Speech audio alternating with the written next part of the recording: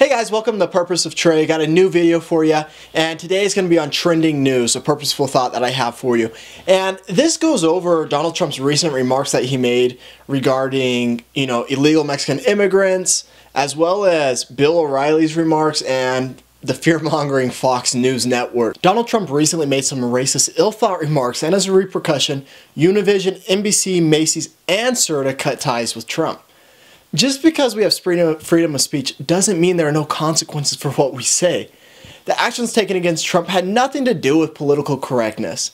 They were bluntly inappropriate, not factual, and racist. As a result, logically, consequences followed. He stated, quote, "When Mexico sends its people, it's not sending its best. They are sending people that have lots of problems, and they're bringing those problems with them. They're bringing drugs, they're bringing crime, they're rapists, and some, I assume, are good," unquote. First off, did Trump sit down and speak with all the illegal Mexicans in the country and conclude that they were not the best Mexico had to offer? I've personally lived in central Mexico. I lived there for 2 years, and I have great friendships with illegal and legal immigrants. Some of those individuals are the best people I have ever known. So I don't know where he is drawing this conclusion from. This rhetoric is standard when it comes to fear-mongering in order to gain political advantage. Candidate X or news station X plays into the emotions of the target audience and stirs them up in fear. It is the oldest political trick there is. The issue with this is fear is never a good judge when it comes to making a logical decision. Take, for example, when FDR used fear of a Japanese invasion to gain the general population's approval to relocate and incarcerate 120,000 people of Japanese ancestry to internment camps. 62% of those internees being U.S. citizens. A completely unconstitutional act. Fear makes us jump to conclusions and make rash decisions in the heat of the moment. So yes, it is absolutely irresponsible for candidates or news organizations to use fear-mongering, especially when it's not based in factual evidence. So when Trump makes an outlandish statement saying Mexico is not sending us their best and that they are a bunch of druggies and rapists, I say bull crap. Let's take a look at Ciudad Juarez, boasting 1.3 million people and had the second highest crime rate of any city on earth in 2011. Just a 20-minute ride 8 miles north lays El Paso, which has been ranked in top 3 large cities with the lowest crime rate since 1997. For the last 4 years running, El Paso has been deemed the #1 safest city of the size in the nation. So where's the spillover that Trump is talking about, or Fox consistently pushes? Where are all the rapes and murders committed by Mexican immigrants?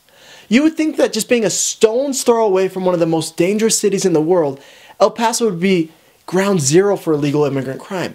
But it's not so. Let's get into more facts. Take a look at a list of the top U.S. cities with the largest Hispanic population in the country. Laredo, Texas at 94.2%, Brownsville, Texas at 92.5%, McAllen, Texas at 81.3%, and El Paso at 80%. These highly saturated Hispanic populations boast some of the lowest crime rates in the state of Texas, as well as the country. So much for all the rapes and murderings going on in these high Hispanic immigrant cities. And if you think about it logically, it just makes sense. If you're illegally in a country trying to provide for your family, the last thing you want to do is get caught up in a crime and sent away where you can no longer provide for your family. Immigrants want to stay below the radar. Chicago sociologist from Harvard, Robert Sampson, has said, after research in Chicago, that he actually found a lower rate of violence among Mexican Americans compared to both whites and blacks. The facts show that Trump is wrong in his assertion that Mexico is not sending its, quote, best. For example, on average, it costs $3,000 to smuggle one person across the U.S.-Mexico border. The median disposable income for a Mexican is $3,237. That income makes up 84% of a family's income. So you see, these people are willing to sacrifice their whole yearly income at a chance to better their lives, along with their families. These are entrepreneurial and hardworking individuals. These are people with set goals and aspirations. They're not concerned about raping or murdering Americans. So often we let the media blind us and grip us with fear. And rather than look into the matter, we just take their word for it like brainwashed subjects. Be proactive and investigate for yourself. Fox broadcast of Bill O'Reilly's talking points on July 6th was a pristine example of fear-mongering among the people. Hearing that it came from Fox or Bill O'Reilly does not surprise me in the least. They're notorious for fear-mongering. He used Kate Steinle's tragic murder at the hands of an illegal immigrant as fuel to the fire that Mexican immigrants are an epidemic that will, quote, destroy the U.S. and its citizens, unquote. He also throws up statistics that look scary at first glance, but with deeper inspection, it's just all a smokescreen. First, he says that, quote, Mr. Trump's analysis is correct. The majority of Mexicans coming to the U.S. are not achievers in the economic sense, unquote. Then he follows that up saying, quote, to be fair, that was the case with past European immigration waves. They were hardworking people trying to improve themselves, unquote.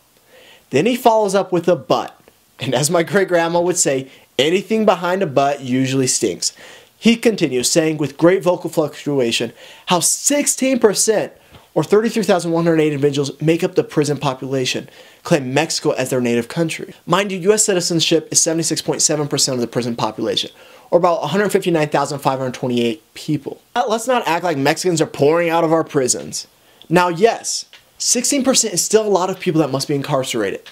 But what are the majority in there for? Trust me, Bill O'Reilly or Fox won't tell you that. They'll lead you on with stories like Kate Steinle's tragic murder to believe that the 16% of Mexicans is made up of murderers and rapists. According to the Federal Bureau of Prisons, 48.6% of the total prison population, that being all racist offenses, merely drug offenses, which is a whole other video I will be doing on the reform in the justice system. Murders or homicides only account for 2.9% of the total population, and sex offenses make up 7.1%. So as you can see, there aren't a bunch of Mexican immigrants running around killing and raping people. So no, you don't need to freak out and overact when Bill O'Reilly says, quote, we the people are in a dangerous situation, unquote. So what is Trump and O'Reilly's solution? We build a great wall. What a bunch of idiots. The border is 1,954 miles long, about 2,000 miles. The General Accounting Office did an analysis 5 years ago and said the estimate of what a fence would cost is $3.9 million a mile. That's $7.6 billion. And Trump expects Mexico, who's already struggling economically, to fork up the money and pay for the fence? All those brains underneath that man's toupee, and that is the best solution he can come up with? We build a bigger fence? Really?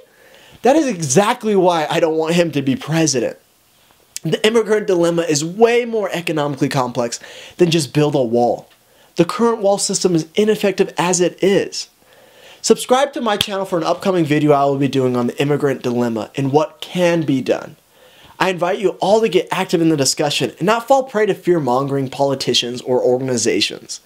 Start by reading some of the factual-based links in the description box below. Well guys, thanks for watching another episode of Purposeful Thoughts on Purpose of Trey. I hope you enjoyed. Hit the like button and go ahead and subscribe.